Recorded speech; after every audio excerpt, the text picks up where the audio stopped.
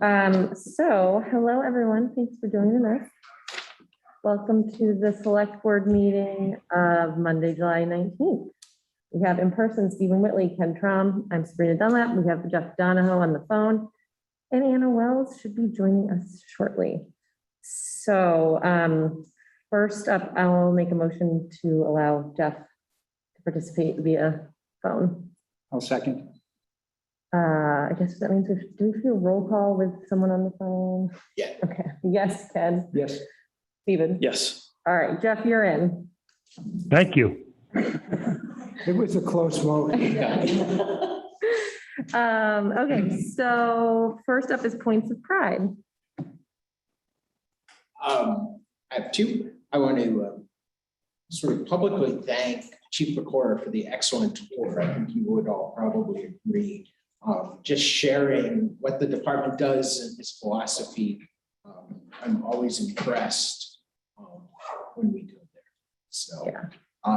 And then I'd like to just thank the highway crew for leading up to this storm, really throughout the year, the ditching and the culvert replacement and all the things that have been going on. That meant over the weekend with all the rain, there was very little. We had a beaver dam backup, but that really was not the beavers issue. So they were in to take care of that over the weekend, but that was really the issues that we had. So there was always a workshop that was called drainage, talking about highways. But it's all the difference. Jeff is on the phone. Oh, great. Hi, Jeff. Oh, I get my space. Letting you all know, I have a wicked cold, not COVID. Next to me. No, I'm just teasing. Not COVID, but I have a wicked That's your stuff. cold from Montana. So I told Brittany already, I'm going to sit far away and I'm going to keep my mask on. Because I don't want anyone else to get symptoms and then not be able to do things when they have symptoms. Nice. Appreciate that. So Neil, were you, that was it? That was Okay. I think Neil stole actually the both things I was going to mention. I'll just add with the police, the tour. One other thing was just how organized and immaculate the police station was. And I think it just reflects on the way the chief runs his department. Mm-hmm. Yeah. Okay, great. So moving on to approval of the consent agenda. Sure, I'll move we approve the consent agenda of July 19, 2021. Second.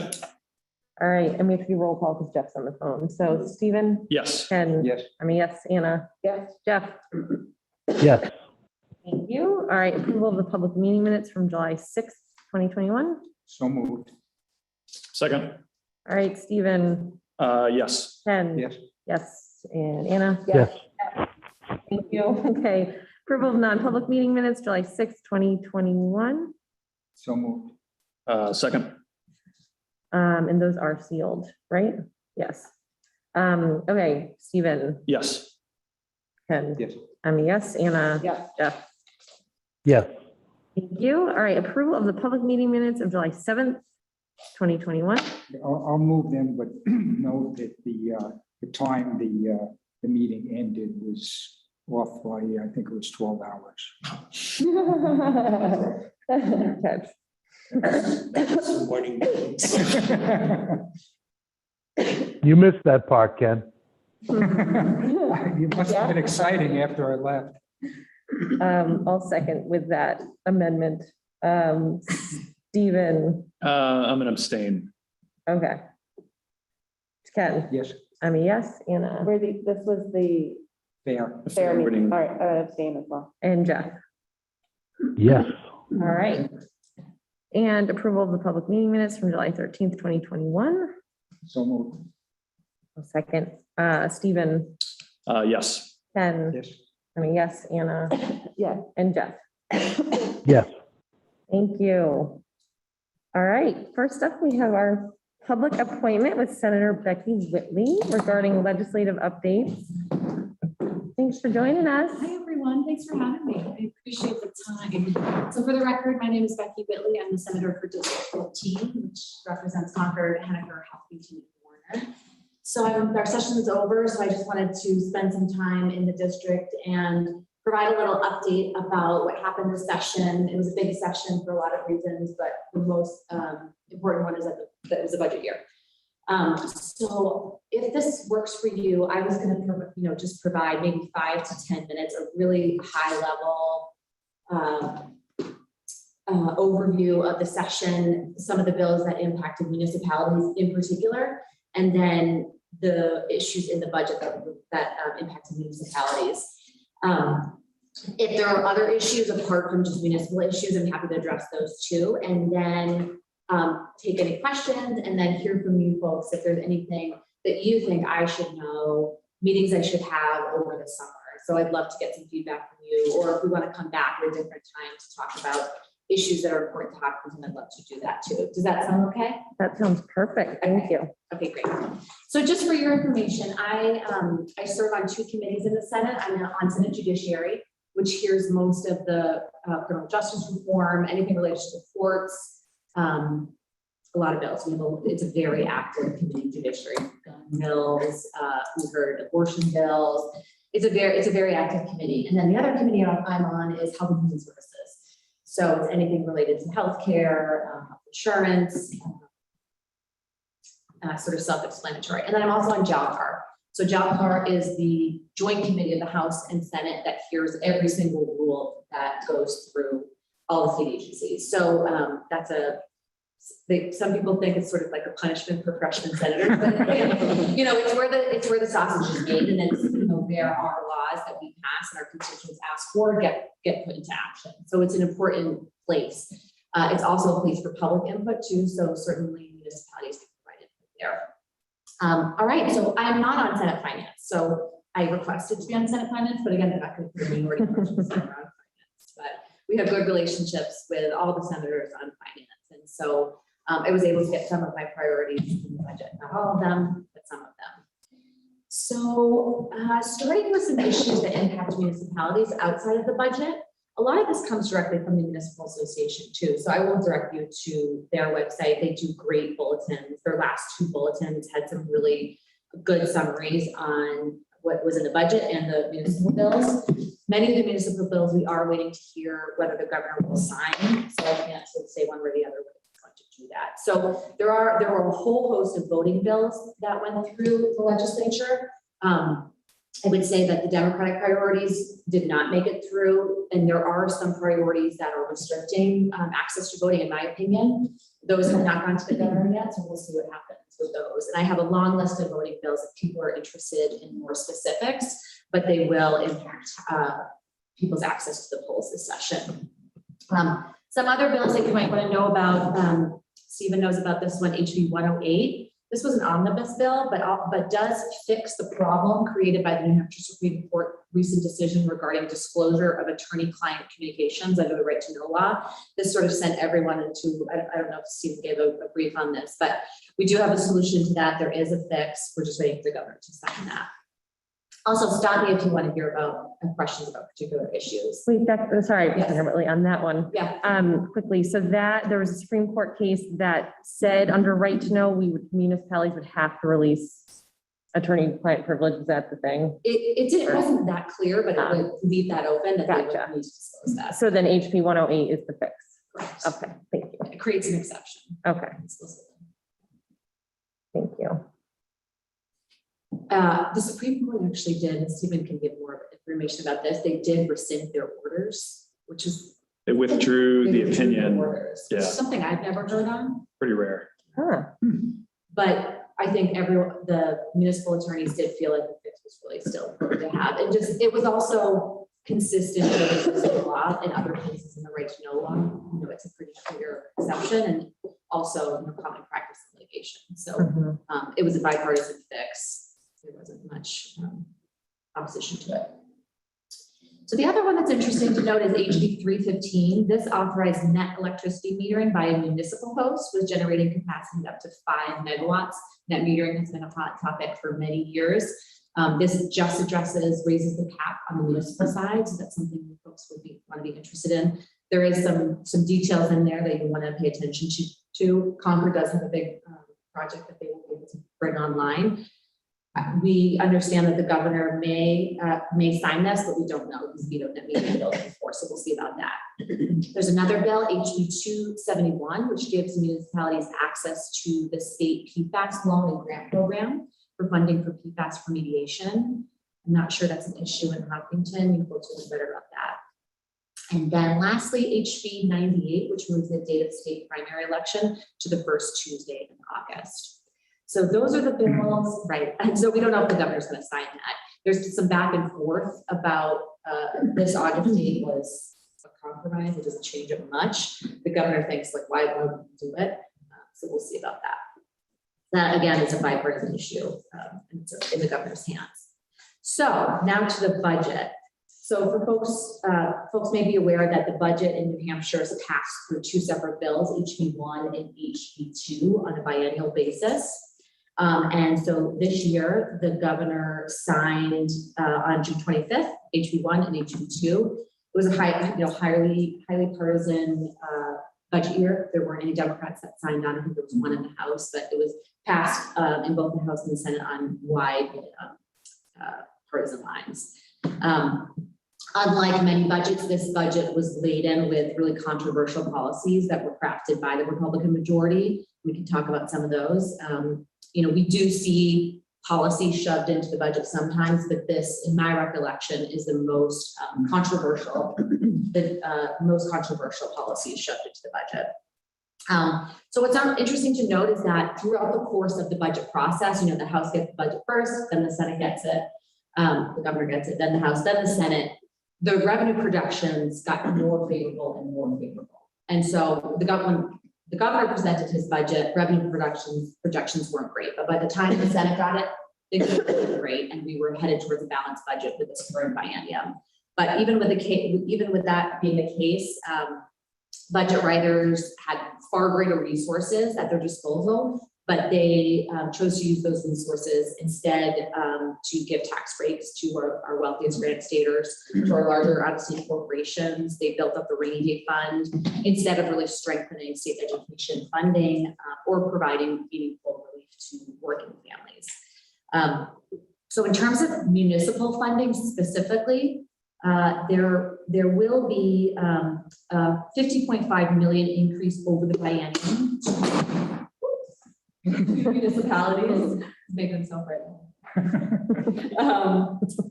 So that will come. So that is a new, the creation of a new Treasury dedicated funds to which 30% of the total meals and rooms tax will be going. Again, this is a $50.5 million increase. That number may look a little different because there's also a reduction in the meals and rooms tax in HB2. So, but there is that revenue sharing going back to the municipalities. And my understanding is that there's not going to be a requirement as there was in the last biennium to use that for property tax.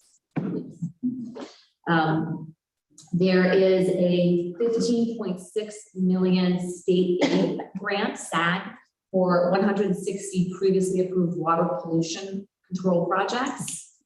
That's interesting to note in 56 communities, and I apologize if you're not checked if Hopkinton was one of those communities. There was no money for wastewater projects that had been identified, unfortunately. There was less money for highway block grants, about 2.8 million less than the current budget.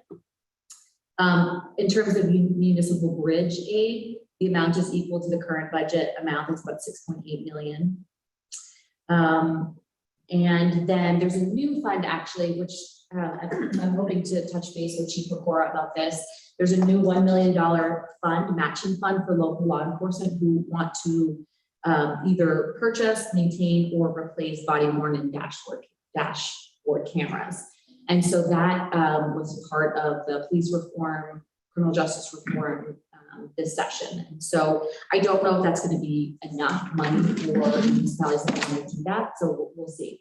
And maybe you folks know whether Hopkinton already has body cameras or dash cameras. Or whether they would even want that, but that is available. So I will let you know about that. So I mentioned how there were some tax reductions in this budget. And this was a large part, in addition to the policy provisions about why I didn't vote for the budget. So the tax reductions in the budget substantially reduce revenues, both now and then, most problematically in the long term. So there are rate reductions in the business profit tax and the business enterprise tax. So when we say large upstate corporations are getting tax breaks, that's what we're talking about. They lowered the rate for the very largest corporations that frankly weren't asking for that cut. We did do some work about raising the threshold for those small businesses that have to file for this. But again, the Senate added this giant business tax cut. There's also a cut to the meals and rooms tax that I talked about. And then very significantly, the eventual phase out of the interest and dividends tax by 2027. So that's going to result in significantly less revenue for future public services. And that's something we're going to have to really watch, and it is really problematic. And again, that's primarily for high-income individuals who are getting that tax cut. So I'm going to keep rolling if you guys, okay, great. So I talked about the lower meals and rooms tax. Again, that reduces the total amount that will come back to the cities and towns, but then there's an additional revenue sharing fund. Practical impact is, say a diner goes out to eat, gets a BLT, that's $10. They will save somewhere between 8 to 10 cents on that BLT. So, but it will result in lost revenue coming into the state. So the other thing I just wanted to mention is the public education funding. This is a hot topic, of course, not something that you need to know in the weeds, but of course it's something that is you contemplate when you're creating your budget. I think that this biennial budget falls well short of meeting New Hampshire school funding needs. There was an effort last session with the creation of the school funding commission, led of course by a Hopkinton rep, Dave Bruno, who chaired the commission, and Mel Myler. They created this report that was a bipartisan report, well-researched. It was $500,000 to create this report. And this budget did not follow the recommendations of that report. So it was sort of wasted money, which I think is really problematic.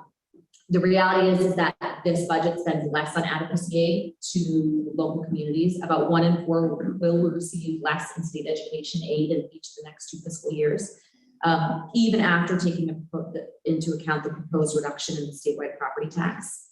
The state funding formula continues to be set. Is set the adequate cost of adequate education about $4,700 per student, and on average, we know that school districts spend close to $17,000. So there's a huge delta there, of course. In good news, the budget allows the DOE to use this was a big problem, to use pre-pandemic student counts to calculate state aid for next year, because we saw lower student enrollment. So that was an important fix. That was again bipartisan. The budget extends only one of the 2 targeted aid programs. They renamed it the Relief Fund. And they added $30 million into the school building aid fund.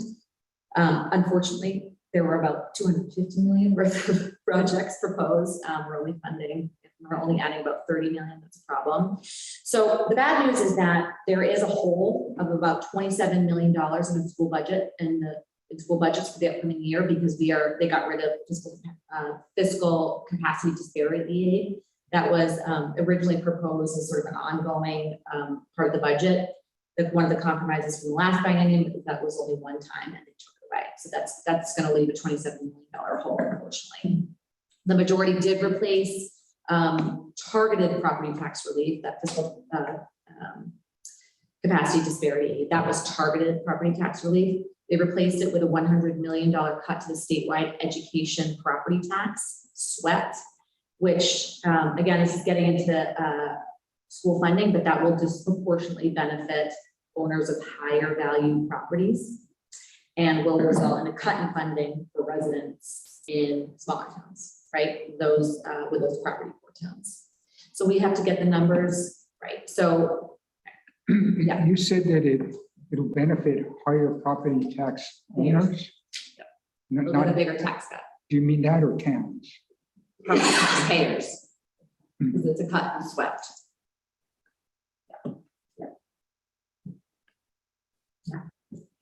So we're not solving the problem that has been identified by many about, that folks in Gorham and Berlin, they're paying, for the value of their property, they're paying more for their education. So we're not doing anything to address that disparity, which is unfortunate. I mean, we had a real opportunity this session with those increased revenue projections to really do something about school funding, and unfortunately, we weren't able to do that.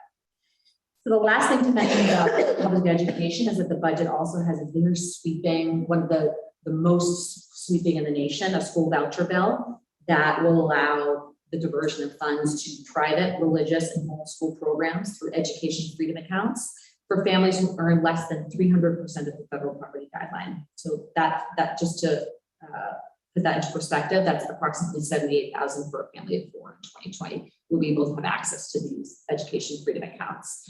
Now, we don't know how much this is going to really cost because they did not do an analysis of the cost, which again, I think is really fiscally irresponsible. But Reaching Higher New Hampshire, which is a local nonprofit, estimates that it can cost New Hampshire about $70 million in new state spending in the first 3 years.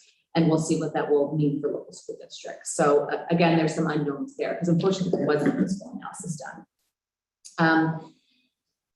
So some other, what I mentioned, there's some highly politicized policy issues in the budget. Things that will impact our local schools is a ban on teaching and training on systemic racism, sexism, ableism, and other so-called divisive concepts.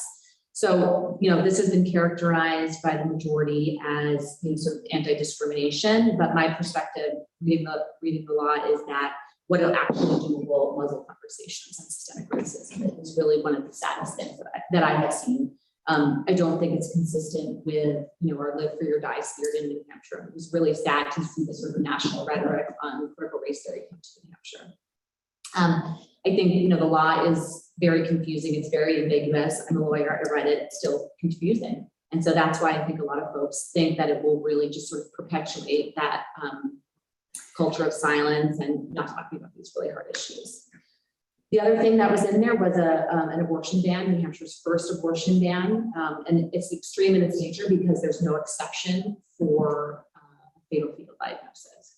So that means if a woman does find out late in pregnancy that the fetus is not compatible with life, they will be forced to carry that pregnancy against their will. So that was very unfortunate. And again, this sort of national politicization has just filtered into the state house. That abortion ban also has an intrusive mandatory ultrasound requirement for all abortions. Again, inconsistent with our Live Free or Die spirit in New Hampshire, forcing women to get unmedically necessary ultrasounds. So I will, just to sort of end on a high note, I will note that one of my bills, SB 157, which preserved funding for children's mental health from the last biennium and then increased funding and funded some positions in the contracting unit, DHHS, that was fully funded in the budget. It's a bipartisan issue. I'm happy to see that. I think we did a good job of looking at the mental health system and building on the progress of the last biennium.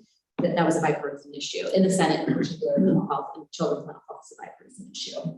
We also, this is one of my bills, we created a new fund called Save Our Grand Stages Fund, which creates a new fund with federal discretionary relief dollars for those very small venues that weren't able to get federal funding through the federal Save Our Stages Act. So those are really small venues, like think about Panucci's, who might have live music, or maybe even the Bank of America stage. So we're still waiting to get that funded. We're hoping for $1 million in that fund, very small for our small venues. And lastly, we created a SNAP health incentive program where folks who are beneficiaries of SNAP can now get a dollar for dollar match on their purchases for fresh fruits and vegetables at our farmers market. So we have those programs in New Hampshire. They're privately funded, and now we have some state funding and state infrastructure from which we can draw down federal dollars. So that's a great thing, I think. It's healthier for our SNAP beneficiaries, great for our local farms and farmers markets. So I was happy to see that passed. Not a ton of money, but it's going to mean a lot for our communities. In the budget, there's also a voluntary paid leave program. I think it does little to alter the sort of status quo of what we have now. Right now, we have voluntary paid leave. There was a little bit less funding for childcare scholarship. Those are our working families that need a little extra help getting their children into childcare. We have that fund was reduced. We also have a little bit reduced funding for child protection workers. We were able to get a little more back in the Senate version of the budget, but again, we're not fulfilling our in my opinion, our obligation to provide for vulnerable children and families. And lastly, we did have a Medicaid dental benefit in there. This is a long, hard-fought issue. And I think this impacts the health of our entire population because we know that the data is there that folks get dental benefits and overall health increases. It was not a huge ticket item, but the House took it out. So I will stop there and I'm happy to answer any questions. I know I threw a ton at you, but I'm always happy. Neil has my email. I think you all have my email. You can always follow up with questions, and I'm happy to hear from you if you have any concerns about this session or things I should think about going to the next session, or if you have any questions. So I really appreciate your time. I have a question, but does anyone else have? Why don't you go? Well, thank you, first of all. That was super helpful. And I know you worked so hard this session, so thank you.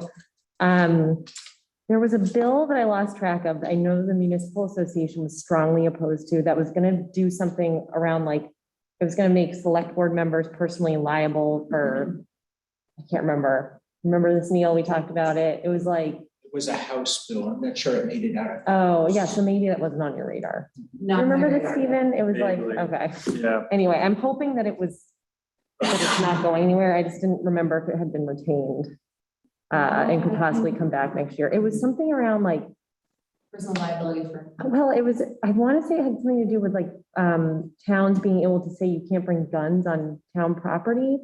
And that if select boards tried to enforce that the person who felt like a violation had happened could Yes. personally sue, Yes. like, select That board. didn't make it out of the Senate. Okay, okay, good. I'm not coming up, that went through judiciary. Okay. Remembering that one now? Yeah. Was It it- didn't get out of the Senate. It was a Okay. House bill that came over and we referred it. Okay. Because I remember the Municipal Association was strongly opposed. There was a lot of strong opposition.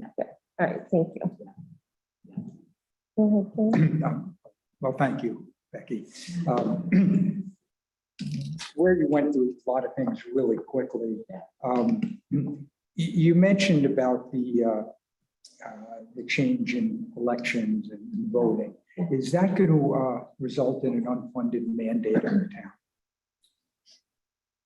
Yeah, I mean, that's always a question. I mean, you're putting more and more on our clerks, right? To do checks on license, to take pictures. So there is a bill. It has something to do with if someone doesn't bring their ID, they have to, have a picture taken. And, that could arguably, provide an unfunded mandate to town clerks that have to take that picture. And what are they going to do with that picture? So absolutely. And you mentioned about the net metering. Is that the same bill that includes community power?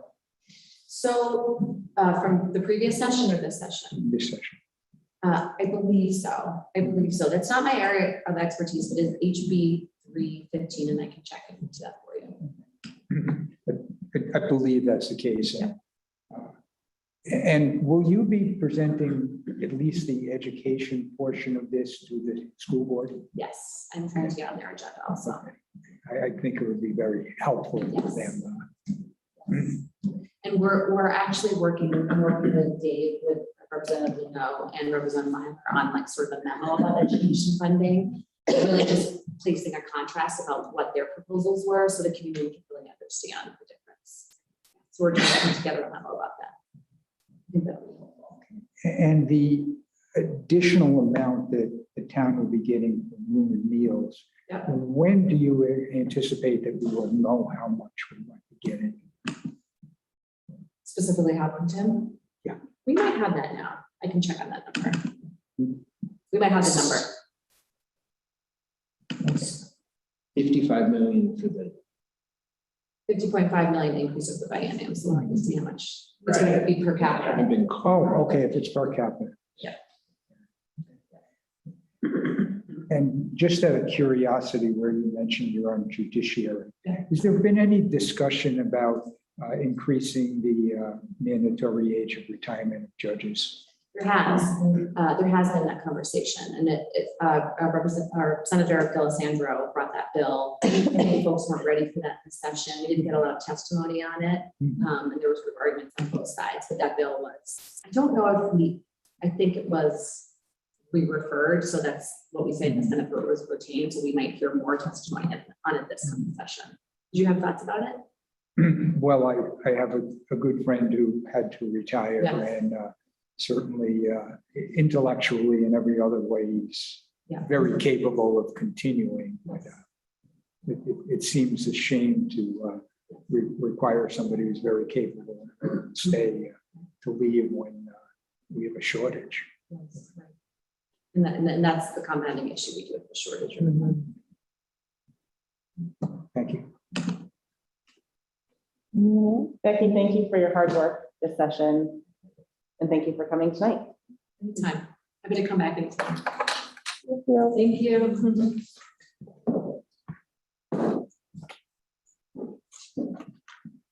All right. So, Jeff, I'm sorry, I didn't ask if you had any questions. Are you good? I'm good. Thank you very much. All right. So, old business, Tyler Bridge bids. Yes, which was not good news.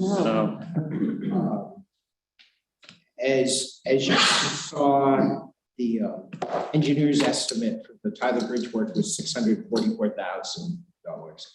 The Neil H. Daniels bid came in at $942,955, and they could not do the work for another whole year. E.D. Sweat came in at $1,127,005. So that all of them are substantially over. After talking to the engineer and then with Dan also, I think all three of us agree, the recommendation is to not accept any of those bids.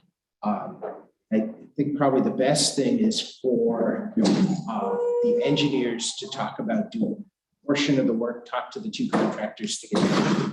We really need to get at least that one joint done that has the weights over it that before winter. So the talk would be to do one joint or to do two joints and get those done. They ideally would like to close the bridge. If it's one joint, it's 2 weeks. If it's two joints, it's a month. Under those circumstances, Dan thought doing just one joint and closing for just 2 weeks. It's a really hard bridge to close just because of all the access, especially to the transfer station.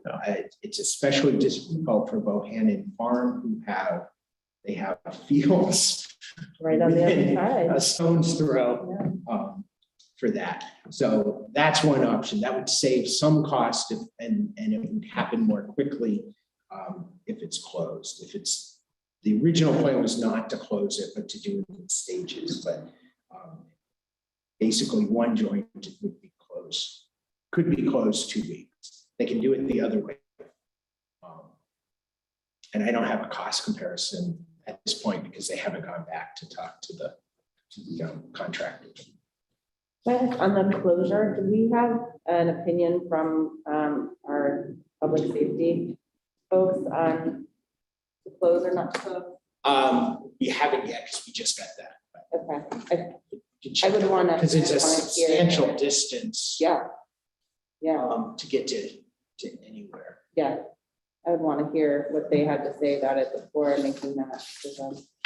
I can't even guess how many miles it is. I think it's probably 5. Yeah. There's a lot of time on small roads. And, yeah. But I do know that something needs to be done. So. Something needs to be done, at least to that one joint. Right now, it's quite hump because the pavement, the patch is covering the place over the joint. So in terms of what you're looking for tonight from the board, It's simply not to accept either of the bids. not to accept the bids, and to really, we'll say to the engineers, get quotes on these.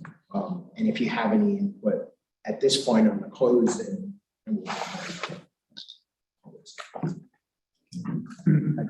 I think that's a reasonable approach. I don't know if you need a motion or just, I think a motion not to accept either bid. so moved. Can I just ask a question, sorry, about the, the bond? How much has been spent out of the? We the have bond? remaining 2020 bond, 1.2 million. 1.2 remains, and what have we done? We have finished the Briar culverts. Yeah, And that's the big yeah, chunk that's been done. okay. So there's, When was sorry, when was the engineer's estimate prepared that they were off by 50 to 75%? They were, I think just, why were they off so far? When was it prepared? If it was prepared 2 years ago, I understand why they're off so far. If it was prepared 6 months ago, I don't understand why they're off so far. no, that would have been last year, I think it was approved last fall during budget season is when because all the bid stuff was done during that time. And I think given how busy contractors are and the cost of materials, yeah, yeah. they did go through and attached is the analysis. So Yeah. They felt they were valid bids. But too high. Yeah,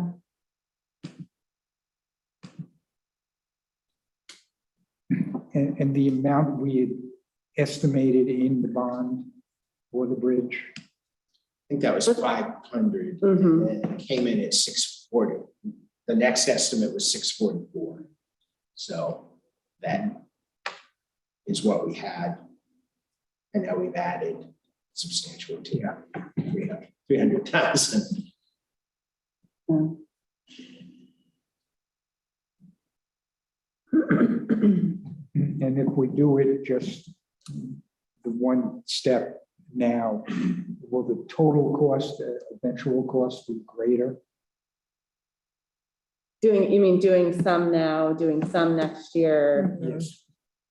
My guess would be yes, the cost will be overall higher. Because you have mobilization. Yeah, So the recommendation is to rebid the rest, get the joint fixed and rebid the rest for next year. My guess is costs are not going to go down. I don't think so either. Especially as we Not see, much. if we see more federal money coming in, costs are probably going up. And there's, as Senator Whitley just told us, there's no increase in bridge aid, so we can't expect any help from the state. And that $6 million per year is just a lot for all municipal bridges. Right. So That goes quick. That's about it 6 goes bridges. very quick. At these costs, that's like 6 bridges in the entire state. It is. Yeah, so. That's it. And do we know how much time, like how much time does one versus two joints buy us? Like, is it a significant difference or, No, they both have to be done. okay, And then the decking so it's the two joints and the decking. In layperson's terms, because I'm not a bridge engineer, but that's what the 600 is to cover. So this would fix the joint, which is coming kind of separating, which is why the plates are on it, on the must be the east side. So And that- Side? by where the land, the town just purchased. Oh, so on the town side, not the farm On the- side. on the town. Yeah. and we would be okay, hopefully in theory until beyond next year with just fixing that one joint? Yes, that's the worst part that definitely has to be done. But the rest, you're not buying a lot of years, it still needs to be done just as badly. Mhm. Just not as badly as that one joint. Mm.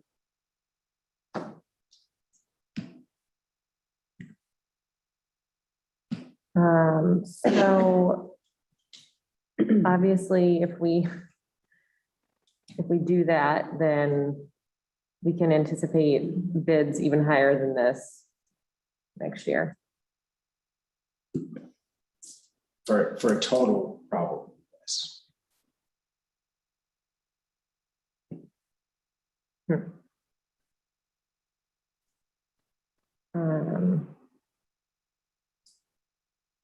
And I can't recall the road bond, you said 1.2 million remains, has that been already earmarked? Well, the 644 was earmarked for this. Yeah. But the rest of it, It was additional culverts for the most part. okay, We also have done the Kearsarge culverts. So the Briar and Kearsarge culverts are complete. And I can't recall what the other items were. I should do a printout. There were some boundary culverts. Oh, I think there were 2 on boundary.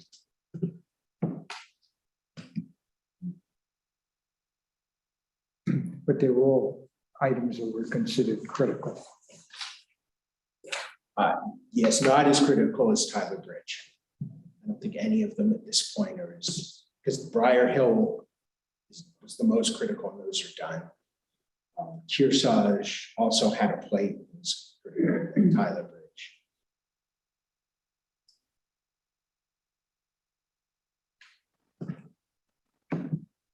This is the last really big item. The boundary culverts are smaller, or at least they were when they were estimated. Knock on wood. Knock on wood.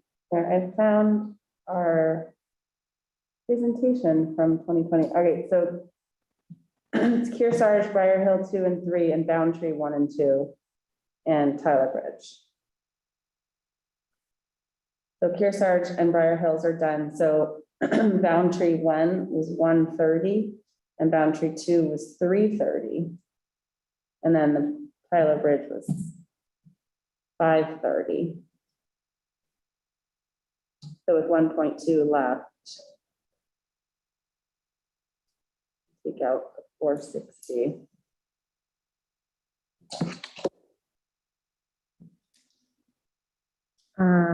So to ask like a very obvious question, if we reject these bids now, what's the recommendation? I mean, we just have to figure out a way to come up with money for this next year. Well, there's still the bond money. The recommendation is that the engineers talk to both contractors and get quotes for doing the joint, which would have to come out of the bond. Mhm. So theoretically, there's 740 for the bridge. If our Boundtree estimates are correct. And the estimate we're getting from the contractors will be for both 1 joint and 2 joints. We can do that. Yeah. We might The as well. engineer hasn't talked to either Yeah, of them. we might as well find out what 2 joints is at the same time.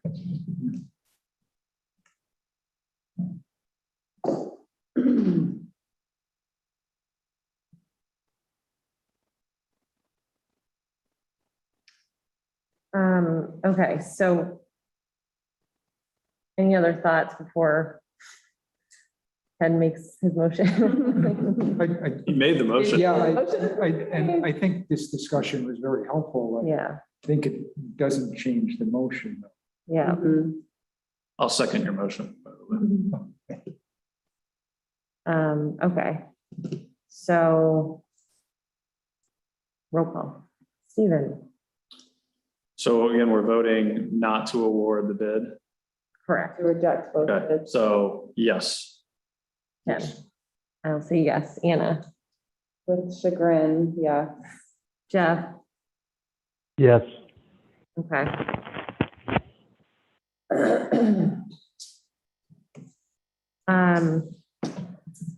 All right, I will go back and ask the engineers to gather that information and bring it in. We'll look at one joint, two joints. And have more information on the closing and a better, this was kind of an off-the-cuff engineer that this is how long it would take to close. We'll get something a little firmer on that because we hadn't contemplated closing the bridge before. okay. Would you mind asking, so, like, if we did a little thought exercise about if we have theoretically 740,000, what could we do for, like, what are the most vital pieces of that? I understand the joints and the decking. Like, could we get all of that done? Because I think if my reading of our presentation is correct, I think, so it says Tyler Bridge redecking. I'm just thinking about our promise to the voters and what we said we were going to do with this bond.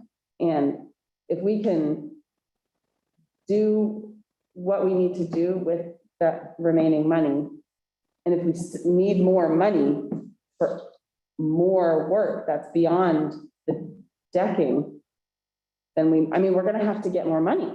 We need more money. So we have to go back to the voters and ask for more money for Tyler Bridge. But if we can use what's remaining for the redecking and the joints, I mean, that seems like. So the redecking and the joints, the cheapest bid to do that was $942. Oh, so that's what these bids are. That's what. I thought there was more structural work than just that. I didn't. I think that was most of it. Okay, I didn't go through them in there long. I didn't go through them in great detail, but. I think the joints were worse than they anticipated. Okay. The initial quotes, the engineers did their initial number. Okay. And then they updated it for this, which is why it ended up more than the 530. Yeah, the 6 whatever or 530. 644 when Yeah. they do that. Okay. And can, Neil, can you tell me, did the same engineers prepare the culvert estimates for Palm Tree? I don't know. Was that They aren't as specific because they're culvert replacements, so there's much less, like the 130 is less. Yes, and so it's the same engineers involved, yes. And we haven't re-looked at those since the conceptuals. Those are only conceptuals. So my guess is they're probably going to be more as well. More than that. But the one. We don't really have 740 left. Right, I think you're probably right. Yeah. Right, if you use 740, you're still not going to have enough to do the other two. You might do one. The 130 will probably be coming closer because that includes the town doing a lot of the work. So that. I was just going to ask how much of, or both of those Boundtree are we expecting to have, an outside contractor do those, or how much of that is done? The 130, we're doing a lot of the work. Okay. Other one didn't. Now, I don't know if we could do the other work, do more work on the other and bring the cost down. Okay. And would we be able to use any of the American Rescue Plan funds? Because it's water related. Possibly. Yeah, no, that's. Good answer. Yes. Anything's possible. Something I might be able to answer these questions more clearly. Water infrastructure and how broadly water infrastructure is defined. Our application is in, so we should be getting the first half, even if we don't know. What we can spend it on. Yeah. Speaking of that, I got an email today, you all may have as well, from NHMA about a workshop next Monday morning about ARPA funds and how it affects us, so FYI. Mhm. That it looks like a really good shot. Yeah. In that it's ARPA funds that aren't coming to us, but all the different programs that the state is going to have. Mm, So that's additional funds besides what we're receiving. okay, great.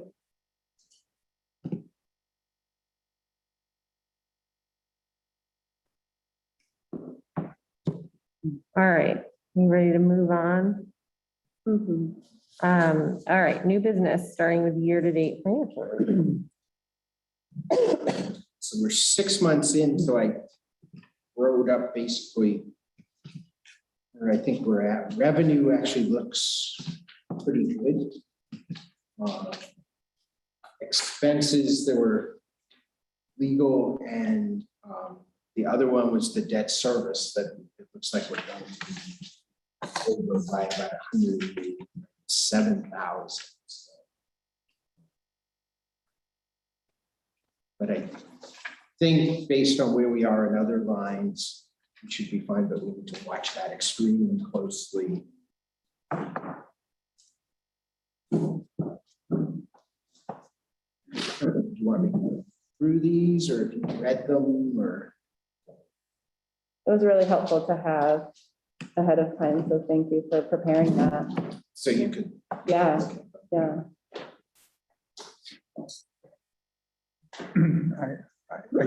I had some questions, beyond what you provided. And I probably going to ask as much because I want background for the budget committee meeting as much as anything. Starting with the pilot and St. Methodius, how much can I say in public? I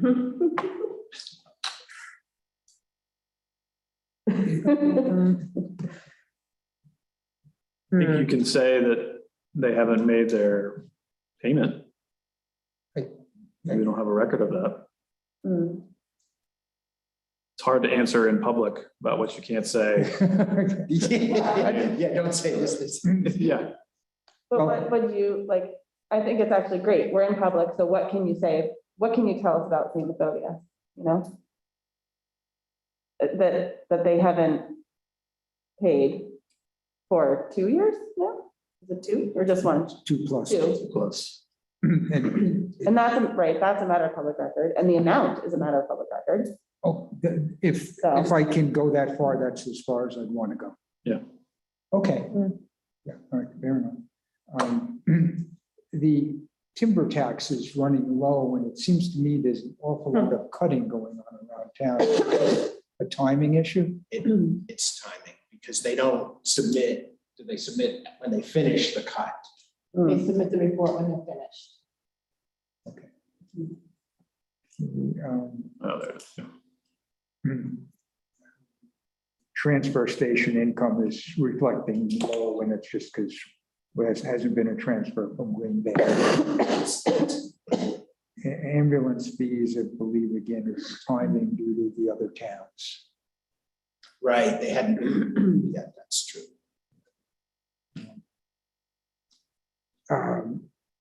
Interest in bank investments.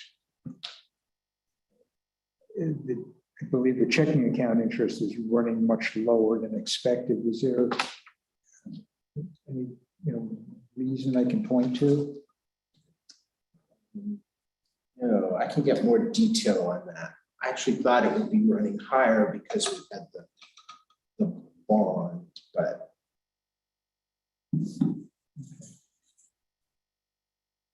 Okay, and unfortunately, the big one is the debt principal and interest.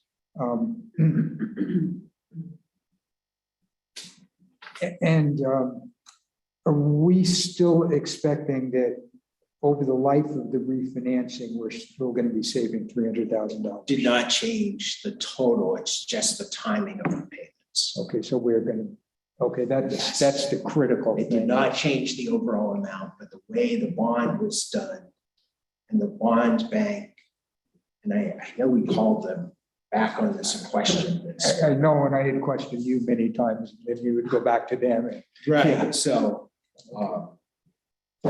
it's not changed the total cost. Is that the total principal or the total interest? Or is it the same answer for both?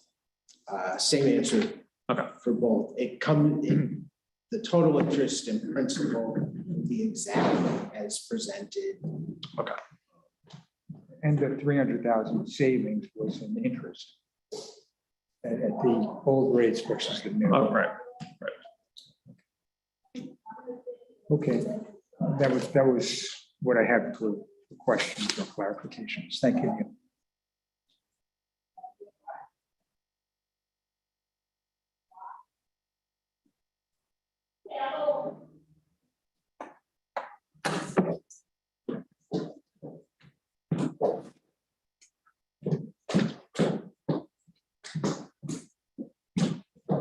Anything else for financials? All right, thanks for. Do this, so if that's helpful, I don't mind doing that each month, because this is basically what I would get. So, If you don't mind doing that, that's really helpful. Just it pulls up the things, that's important, that are important. yeah. Thank you for doing that. Okay, last thing under new business is the Jones lien abatement request. Sure, you have a copy of that. They've requested an abatement on their water bill because they didn't receive their bills, but also attached are the signed certified letters that were sent. So The receipts, their signed receipts are, that they received, yes. Yeah. Yep. And they're sent certified. Signed by. I didn't see that. Is that is that attached to the PDF with the handwritten? Oh, it's not loading for me. there's 14 pages there. Yeah, Oh, page one. their letter was one, and then a copy of all the buildings that were sent. So I didn't really see any reason.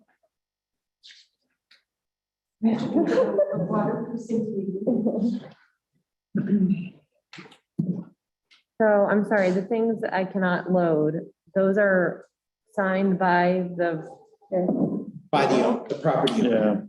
Yeah. saying I received this bill. No, it's like, when you send your taxes and these postal, The green cards. the green cards, the return receipt requested things. One was signed by Richard and one was signed by Sharon, different years. They were sent. Yeah, And those match up with with the dates. 2017, 2018. That's what I couldn't quite make out, but Are we sure they match up with the, it's hard to Yes. see in the PDF. Okay. Yeah. Yeah, the date that they received them. And there was no address change. or anything.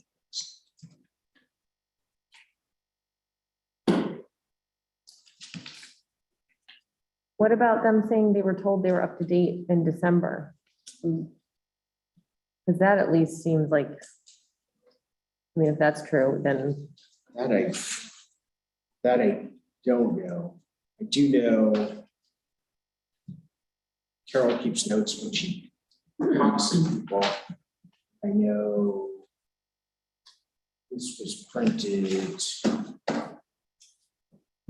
February of 21. She noted that this was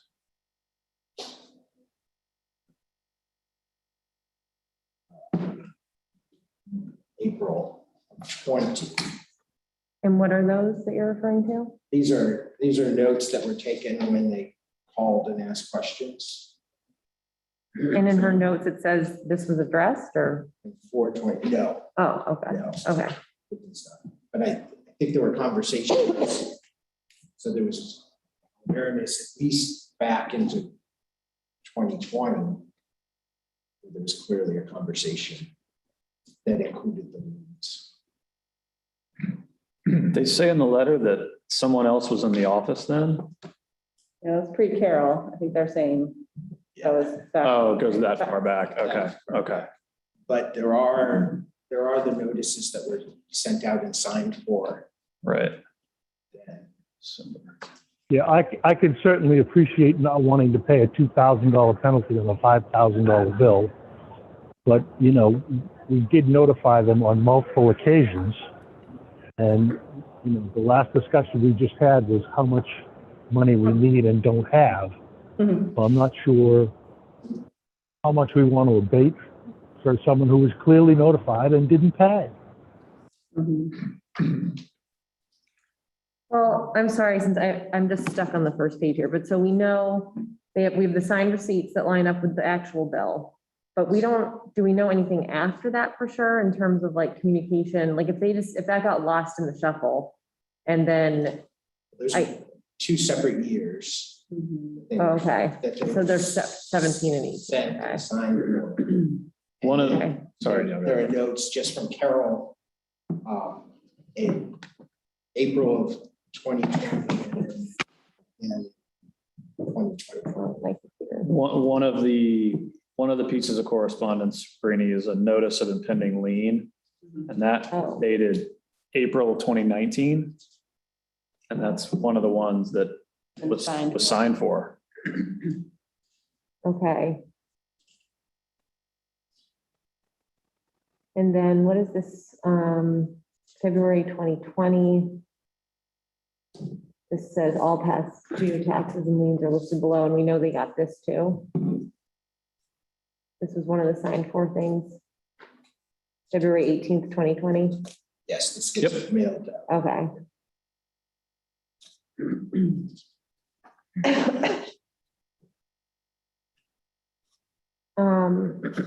I guess one question I have is around this, they were told in December, I assume 2020, that everything was okay. So I'm wondering, do we reduce like whatever between December and now would be, take that off of it in case that is true, that they were told everything's all set? I think people ask questions and they want the answer because they paid off their 2019, 2020 property tax.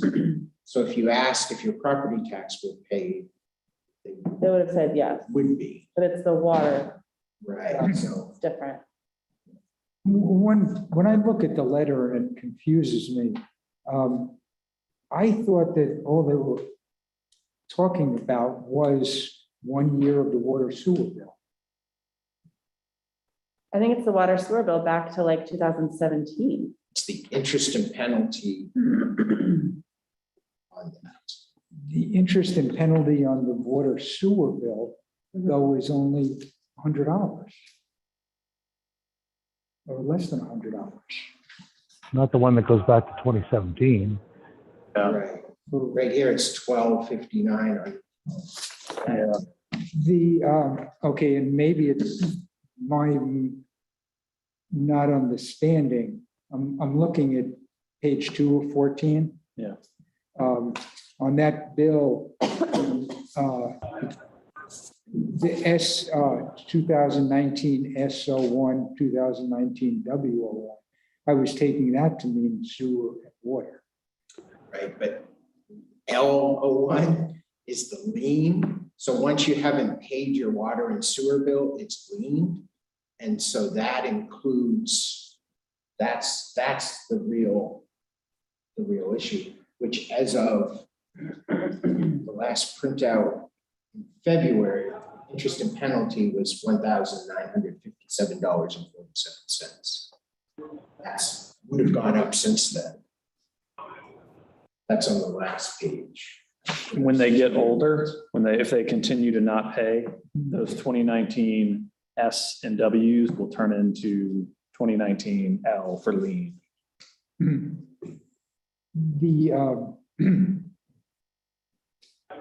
Okay, what is the annual sewer or water amount?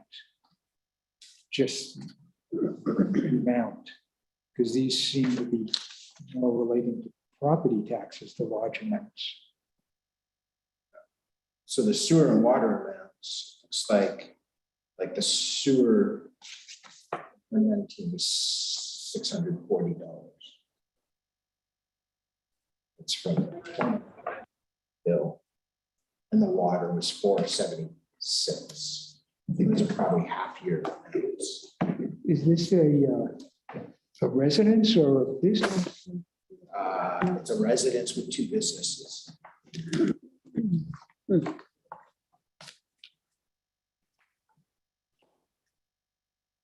think to your question, Brini, I have a hard time wanting to grant any sort of abatement with knowing only their kind of perception of that conversation in December. I don't know. We don't know what was said in December or where the confusion may come from. And unfortunately, Carol was at today. She was planning to be here. Would have been if she could. That's fair. I'm wondering, so they say we did get 19 and 20 in September, paid that off. And then they were told they're all set. I'm just wondering why they wouldn't have, if they were aware of 17 and 18, like truly were aware of it, why wouldn't they go back and settle that one up? Because the interest would continue to, so it just leads me to believe there may have been some true confusion and yeah, so I don't know. You can talk to Carol about getting her timeline or? She feels everything was done correctly and I'd even venture to say she feels strongly that everything was done correctly and. Meaning that the bills were sent. And we have it in writing. I mean, they signed for the certified letter. I'm sorry to talk over you, Anna. I didn't know you were going to start. Nope, that's what I was saying, the same thing. Good.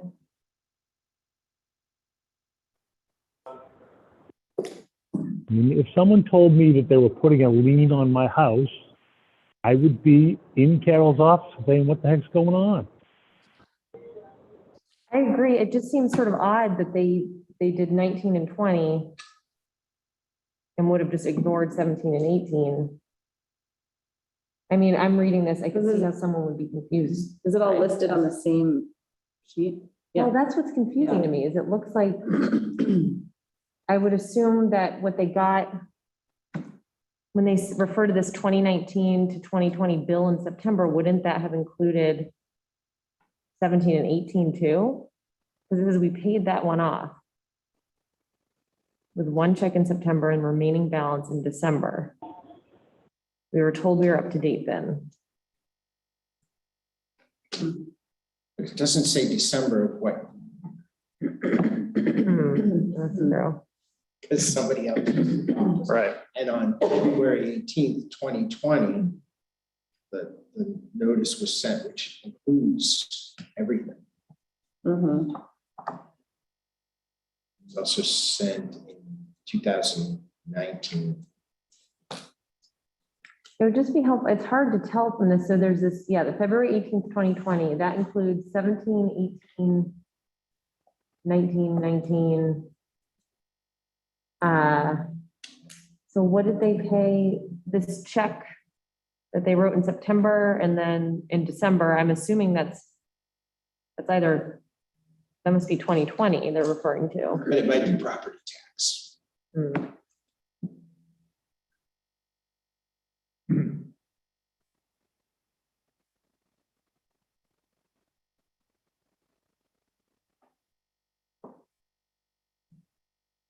Just so you know, Sharon is on. Oh, okay, sure. Sorry about that. Okay.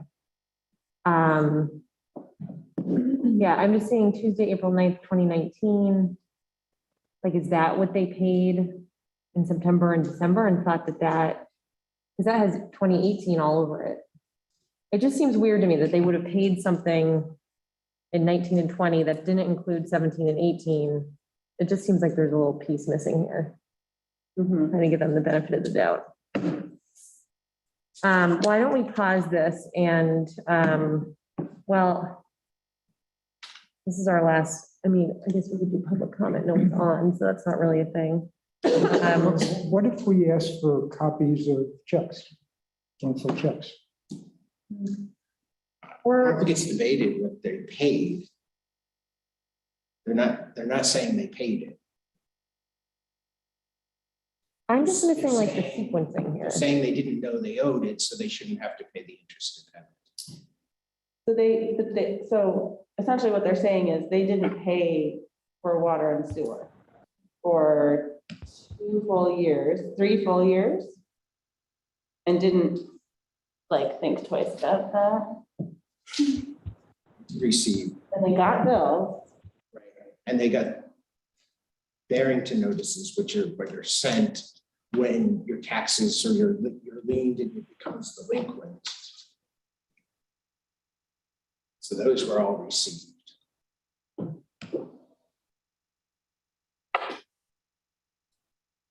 Would it make sense to talk to them directly?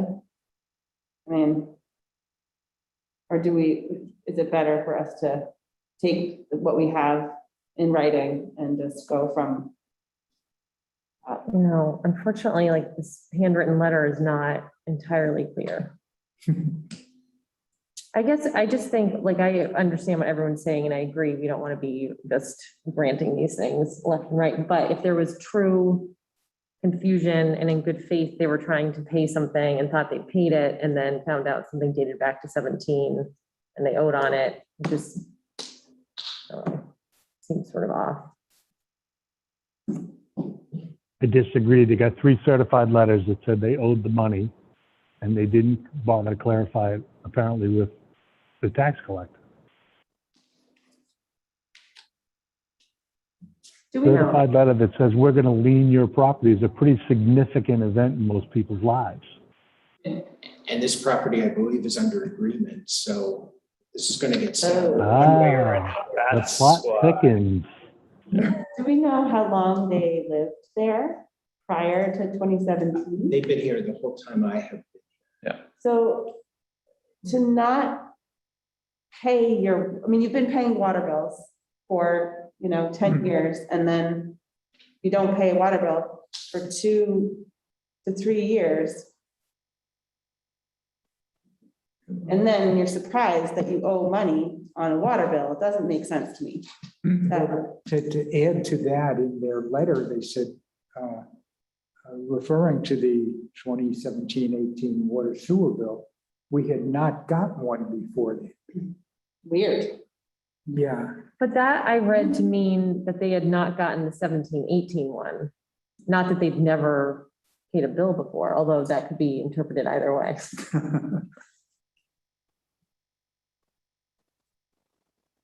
Something's definitely, I mean, I agree with you, Sabrina. Something's definitely missing from this story. It's an odd situation. So, okay. It's not an unusual thing that we hear, I would say. Never got the bill. Although I can relate to that, seriously. Yeah. Paper bills get lost. If the property's under agreement, that's the true purpose of a lien. To make sure it doesn't get sold without the obligation being met. Yeah. And, I mean, certainly I can understand they want to take as much out of the property as they can, and good for them. But, again, we sent them certified letters on multiple occasions, which they signed for. Mm-hmm. So I'm not, maybe I'm cynical, but I'm not buying that they didn't know. Maybe They're trying to take as much out of the property as they can. I've met you, Jeff. That's okay. Sounds like there's probably consensus with Jeff. Even shaking his head. Yes. And again, the dollar figure we're talking about is about $2,000. It's probably under 2. It's 1,200 or plus whatever, $2.48 a day. Have they satisfied the other liens? Are there other liens? Yeah, I think we're down to just those. 17 and 18.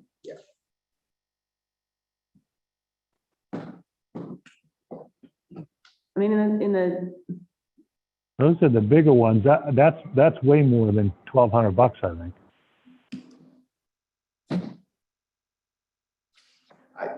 That's just the interest and penalty, but what they're Oh, asking okay. to be waived. that's not the actual, And that's not the actual. it seems to me in the scope of selling a house, $1,200, not a huge amount. And given, I feel like I'm in court, given the evidence with the signed letters, I mean, it seems like there's no reason not to Okay. maintain that. Do we need consensus or a motion to like Probably did reject? I think of a motion, seeing they sent a letter. I'll I make a move that we motion. deny the abatement request. Second. I'd like further conversation on it, so I'll probably vote no, but it sounds like that won't matter, so. So Stephen, Yes. Ken, Yes. I'm gonna vote no. Anna, Yes. Jeff, Yes. all right, thank you. So if everyone's okay with it, I think we will do public comment, even though no one is even with us. I don't think we have anyone from the public, certainly not in town hall. All right, so no, we will close public comment. And then Neil, were there any substantial administrator updates or did we cover? Pretty much was covered, it's covered. Okay, so I think we can go into non-public and be done after that. If everyone's okay with that. Okay. So I'll move that we go into non-public. We've got 3 under 91A, 3, 2, 1. Is that a 1? L. L, D, and A. I'll second. All right, Stephen, Yes. Ted, I mean, yes, Anna, Yes. Jeff. Yes. All right, so we'll go into non-public. Thank you to anyone who was on. I thought I said Norm's name as a panelist. Is that? Disappeared. Very Okay. early. It disappointed us. All right, Robin, thank you very much. You're welcome. Thank you, Robin. You're welcome. You feel better. Oh, thank you. I'm 100 times better today than yesterday, so. Carolyn had a cold like that too. She said it was horrible. It's no fun. I forgot. It's no fun being sick. Your computer. Thank you. I'm gonna sanitize. Sanitize.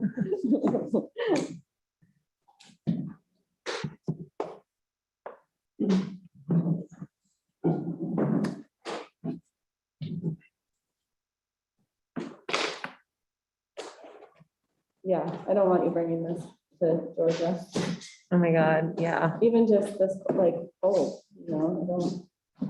A cold went through my family, it was also not COVID, but it was bad. Like my dad sounded awful. Well, that's right. We saw him that Yeah. day when he was still coughing. Yeah, that's He right. stayed like 12 feet away from all This is why we should normalize. I know, exactly. Are we still recording? We are right now, yeah, Okay.